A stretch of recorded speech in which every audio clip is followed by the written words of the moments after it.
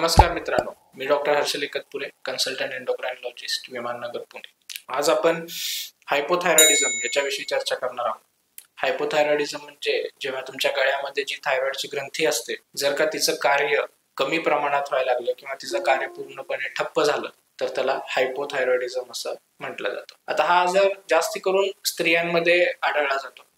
स्त्रियांमध्ये हे होण्याचं प्रमाण साधारण 5 ते 7% इतकं आहे आणि पुरुषांमध्ये पण हा असू शकतो. पुरुषांमध्ये याचं प्रमाण कमी आहे, साधारण 2% किंवा 3% त्याचं प्रमाण आहे. आता हायपोथायरॉइडिझम होतं म्हणजे नक्की काय होतं की तुमच्या गळ्यातली जी थायरॉइड ग्रंथी आहे ती काम करत नाही. म्हणजे थायरॉइड डेली बेसिसवरती हॉर्मोन्स बनवतो बॉडीमध्ये, ज्याला T3 आणि T4 असं नाव आहे.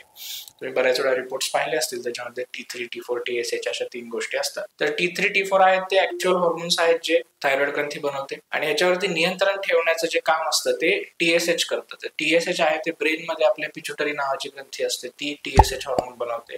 तिला थायरॉइड स्टिम्युलेटिंग हॉर्मोन असं नाव आहे. तर हे TSH थायरॉइडला सांगतं की किती प्रमाणात बॉडीला T3, T4 ची अपेक्षा आहे तेवढ्या प्रमाणात T3, T4 बॉडीमध्ये डेली बेसिसवरती बनवलं गेलं पाहिजे. तर जेव्हा हे प्रमाण T3, T4 चं कमी होतं, म्हणजे भलेही रिपोर्टमध्ये ते नॉर्मल दिसत असेल, पण जर का तुमच्या बॉडीसाठी ते प्रमाण आवश्यक आहे तेवढ्या प्रमाणात नाहीये, तर जे रक्तातले TSH ची लेवल आहे ती लगेच वाढायला सुरुवात होते. तर नॉर्मली TSH ची लेवल 4.5 ते 5.5 हे त्याचं अप्पर लिमिट असतं, 4.5 पर्यंत. आणि त्याच्यावरती जेव्हा TSH जाऊ लागतं तेव्हा तो एक इशारा असतो की थायरॉइड ग्रंथी योग्य प्रमाणात काम करत नाहीये किंवा काहीतरी थायरॉइड ग्रंथीमध्ये गडबड आहे. आणि हे जेव्हा TSH वाढून बऱ्याच हाय लेवलला जातं, जसे 15-10 या लेवलला जातं किंवा 20-25 लेवलला जातं, याचा अर्थ की तुमचं थायरॉइड ग्रंथी डेफिनेटली बिघडलेली आहे, थायरॉइड ग्रंथी काम करत नाहीये आणि त्याच्यामुळे बॉडीमध्ये हायपोथायरॉइडिझम डेव्हलप झालेलं. आता हायपोथायरॉइडिझम डायग्नोज करण्यासाठी हे TSH चं लेवल चेक करणं खूप महत्वाचं असतं. T3, T4 च्या लेवलवरती त्याचं डायग्नोसिस होत नाही, तर TSH च्या लेवलवरती त्याचं डायग्नोसिस होतं.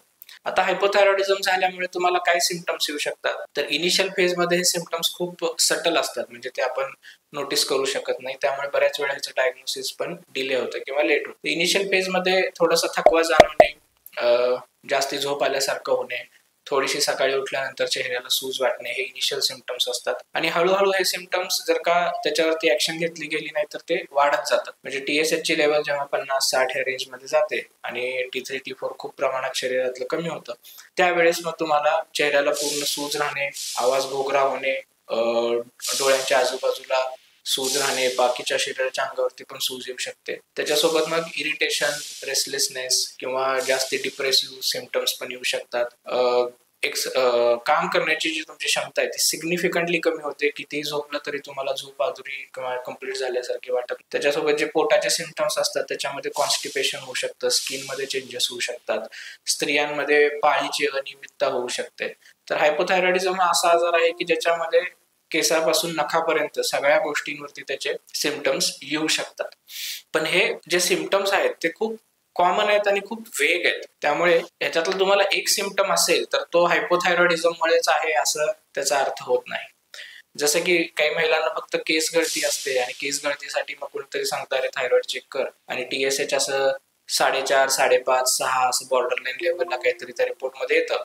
ते आता लॅब्स वरती पण बरंचसं अवलंबून असतं. आजकाल बरेचसे जे पावसाळ्यात कुत्र्यांच्या छत्र्यांसारखे लॅब झालेले आहेत, त्याच्यामुळे हे TSH प्रमाण कसंही कुठल्याही लॅबमध्ये चेक केलं तर वेडवाकडे येऊ शकतं. तर त्याचा अर्थ तुम्हाला हायपोथायरॉइडिझम आहे असा होत नाही. हायपोथायरॉइडिझमचं डायग्नोसिस आहे ते फार चांगल्या लॅबमधून किंवा व्यवस्थितरित्या चेक करूनच केलं गेलं पाहिजे. आणि जर का हे TSH तुमचं बॉर्डरलाईन असेल, 7-8च्या लेवलला असेल, तर शक्यतो त्याच्या बॉडीवरती असे काही खूप मेजर सिम्पटम्स येत नाही. त्यामुळे कुठलेही थायरॉइडची गोळी चालू करण्याआधी किंवा हायपोथायरॉइडिझमचं डायग्नोसिस एस्टॅब्लिश करण्याआधी तुम्ही प्रॉपर तज्ञांचा सल्ला घेऊनच ते चालू केलं पाहिजे.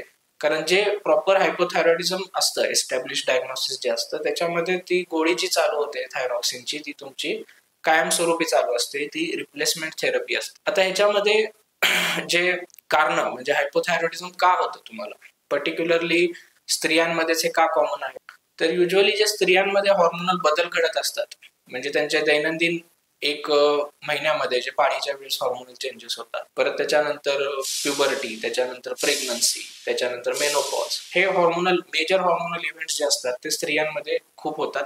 आणि स्त्रियांना ऑटोइम्युन आजार होण्याची शक्यता असेही जास्ती असते. हायपोथायरॉइडिझमचं आता सगळ्यात कॉमन कॉज जे असतं, कॉमन कारण ते ऑटोइम्युन डिसऑर्डर, म्हणजे रक्तामध्ये काही अशी पेशी तयार होतात किंवा ज्याला रोगप्रतिकारक शक्ती म्हणतो, ती आपल्याच थायरॉइडच्या अगेन्स्ट काम करते. त्याला अँटीबॉडीज असं नाव आहे. त्याला anti TPO antibodies, anti thyroglobulin antibodies हे आपण टेस्ट करतो.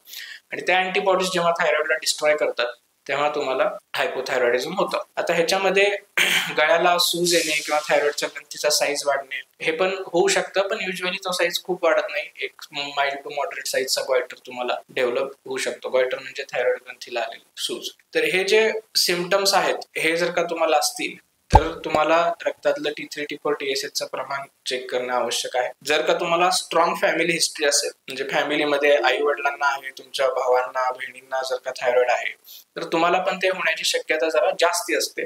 त्यामुळे वर्षातून एकदा अशा लोकांनी T4 आणि TSHचं प्रमाण रक्तातलं चेक करणं आवश्यक असतं.